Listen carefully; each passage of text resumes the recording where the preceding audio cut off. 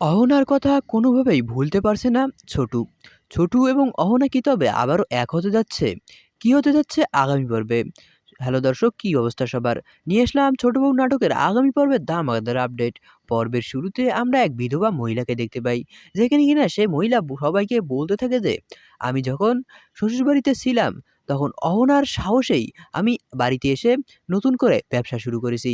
সেই ব্যবসা থেকেই আজ আমরা স্বাবলম্বী। অন্যদিকে ছোটুর ভাবিও বলতে থাকে যে, মা, আপনি একবার অন্তত অহনাকে ফোন করে বিষয়টা সম্পর্কে একবার জিজ্ঞাসা করুন। কিন্তু এখানে আমরা ছোটুর মাকে দেখতে পাই, যেখানে কিনা সে অহনার ব্যাপারে কোনো কথাই শুনতে চায় না। এখানে ছোটুর বৌদিরা অহনাকে আবারও এই বাড়িতে ফিরিয়ে আনার জন্য আপ্রাণ চেষ্টা করতে থাকে, কিন্তু তারা এখানে অহনার শাশুড়ির কোনো কথাই তারা অমান্য করতে পারছিল না। অন্যদিকে আমরা অহনাকে দেখতে পাই, যেখানে কিনা সে তার মামার সঙ্গে কথা বলছিল। তার মামা তাকে বলতে থাকে যে, বেটি শোন, তুই যে এভাবে হুট করে সিদ্ধান্ত নিচ্ছিস এটা কিন্তু কোনোভাবেই ঠিক হচ্ছে না। আবারও আমি কি তোর পক্ষ থেকে ছোটুর মায়ের কাছে এই বিষয়টি নিয়ে জানাবো? তখন অহনা একদমই রেগে যায়।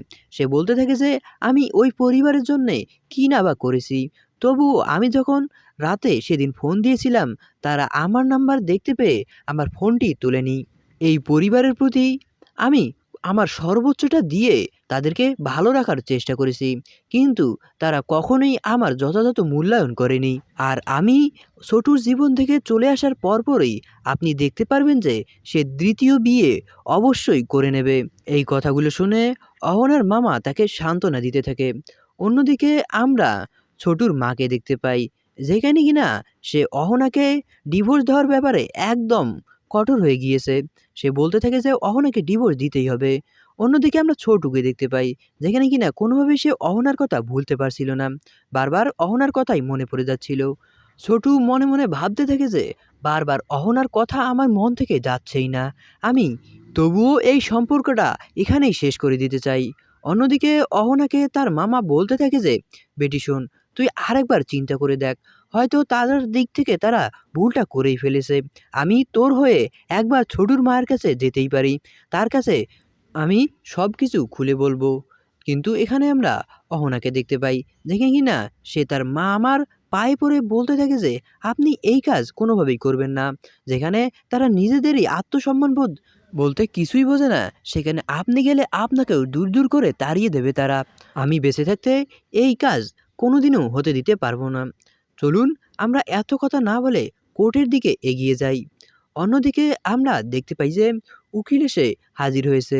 তারা ছোটু এবং তার পরিবারকে ফোন করে বলতে থাকে যে, এখানে আপনার স্ত্রী এসে উপস্থিত হয়েছে, আপনারাও খুব শীঘ্রই এখানে এসে উপস্থিত হন। কিছুক্ষণের মধ্যে সেখানে ছোটু এবং তার মা এবং তার ভাইও এসে উপস্থিত হয়।